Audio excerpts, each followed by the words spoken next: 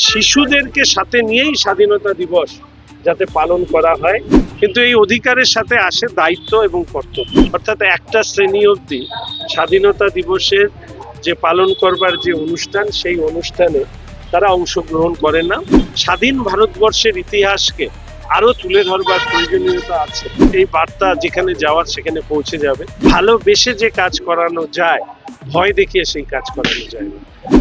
প্রথমত আমাদের ৮০তম স্বাধীনতা দিবস উপলক্ষে সহনাগরিকদেরকে জানাই আমার শুভেচ্ছা। এবং আমরা যখন স্বাধীনতা দিবস পালন করি তখন আমাদের সেই বীর শহীদ আত্মবলিদানকারী স্বাধীনতা সংগ্রামীদের যে লড়াই, তাকে আমরা সম্মান জানাই, শ্রদ্ধা জানাই। তার পাশাপাশি স্বাধীনতা আমাদেরকে যে অধিকার দিয়েছে, সেই অধিকার নিয়েও আমরা প্রত্যেকেই ওয়াকিবহল এবং আমরা জানি যে স্বাধীনতার মধ্যে দিয়ে আমরা কি কি অধিকার পেয়েছি। কিন্তু এই অধিকারের সাথে আসে দায়িত্ব এবং কর্তব্য। আমরা স্বাধীন ভারতবর্ষের নাগরিকরা তাদের প্রত্যেকেরই অধিকার সম্পর্কে যেরকম সচেতন থাকতে হবে, স্বাধীন ভারতের নাগরিকদের দায়িত্ব এবং কর্তব্য সম্পর্কেও সচেতন থাকতে হবে। তো আমি সেই আহ্বান জানাচ্ছি।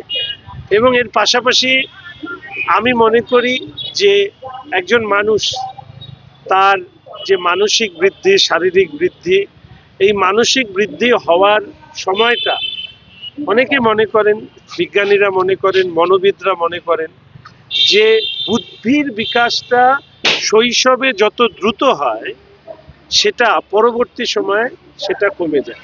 আমরা যদি দেখি বয়স অনুযায়ী ভাগ করে, তাহলে এটা উপলব্ধি করব। আজকে স্বাধীনতা দিবসের দিন আমাদের প্রত্যেক সহনাগরিকের দায়িত্ব হওয়া উচিত। যেখানে প্রথম শিশুরা যায় সেটা হচ্ছে স্কুল। সেই স্কুলে তারা শিক্ষকদের সহচর্যে আসে এবং শিশু মনে স্বাধীনতা দিবসের দিন পালন করা, অনেকের কাছে এটা ছুটি মনে হতে পারে, কিন্তু এটাকে পালন করতে হবে। তো সেই পালন করবার ক্ষেত্রে অনেক ক্ষেত্রে আমি দেখলাম সেখানে নিয়মটা একটু অন্য ধরনের। অর্থাৎ একটা শ্রেণী অবধি স্বাধীনতা দিবসের যে পালন করবার যে অনুষ্ঠান, সেই অনুষ্ঠানে তারা অংশগ্রহণ করে না, তার পরবর্তী পক্ষ থেকে তারা করেন। কিন্তু সেইটা অনেকটা উঁচু শ্রেণীতে ওঠার পরে আমি চাই যে এই ব্যাপারেও যারা দায়িত্বে আছেন, সমস্ত স্কুলের কাছে আমার আবেদন, আমার শহরের, আমার জেলার, আমার রাজ্যের প্রত্যেকটি স্কুলে শিশুদেরকে সাথে নিয়েই স্বাধীনতা দিবস যাতে পালন করা হয় সেটাকে সুনিশ্চিত করতে হবে। শিশুদেরকে কিন্ডারগার্টেন স্কুলে যায়, প্লে স্কুলে যায়, তারপরে ধীরে ধীরে ধাপে ধাপে ওঠে। তো প্রয়োজনে মা বাবার উপস্থিতিতে তারা আসবেন। স্বাধীনতা দিবস কি, কেন স্বাধীনতা দিবস পালন করা হয়, কিভাবে আমরা স্বাধীন হলাম, কেন কতদিন আমরা পরাধীন ছিলাম, এই যে শিশু মনের প্রশ্ন, এই প্রশ্নগুলো তৈরি করা খুব দরকার। আজকে স্বাধীনতা দিবসের দিন আমি মনে করি যে আমাদের দেশের অভ্যন্তরে শিশু কিশোরদেরকে স্বাধীন ভারতবর্ষের ইতিহাসকে আরো তুলে ধরবার প্রয়োজনীয়তা আছে। না হলে তথাকথিত এক ধরনের ভাষা এই সময়কালে যা শুনতে পাই স্বাধীন ভারতবর্ষের বুকে, সেটা আমার মনে হয় যে স্বাধীনতার ৮০তম বার্ষিকী যখন আমরা পালন করছি, এটা আমাদের ভাষা হতে পারে না। ফলে স্বাধীনতা দিবসে আমার এই অনুরোধ এবং আহ্বান থাকলো যে স্বাধীনতা দিবস প্রতিটি ক্ষেত্রেই, প্রতিটি শিক্ষাদান ক্ষেত্রেও যাতে শিশুদেরকে বাদ দিয়ে না, শিশুদেরকে সাথে নিয়েই যাতে স্বাধীনতা দিবস পালন করা হয়, এই আবেদন রাখছি। এরপরে নিশ্চিতভাবে এই বার্তা যেখানে যাওয়ার সেখানে পৌঁছে যাবে।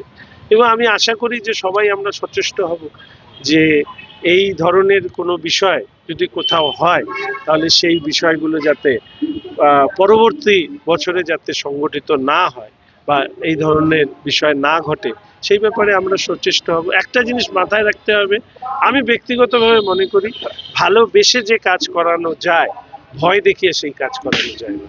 ফলে এই কথাটাই হচ্ছে ভালোবেসে বলা, শ্রদ্ধা রেখে বলা, তাদের প্রতি সম্মান দিয়ে বলা, যে যেটা আমার কাছে একটু অবাক লেগেছে, কারণ আমি সারাদিন রাজনীতি করি সকাল থেকে রাত অবধি, সমস্ত বিষয় যে আমি জানবো এরকম তো বিষয় নয়।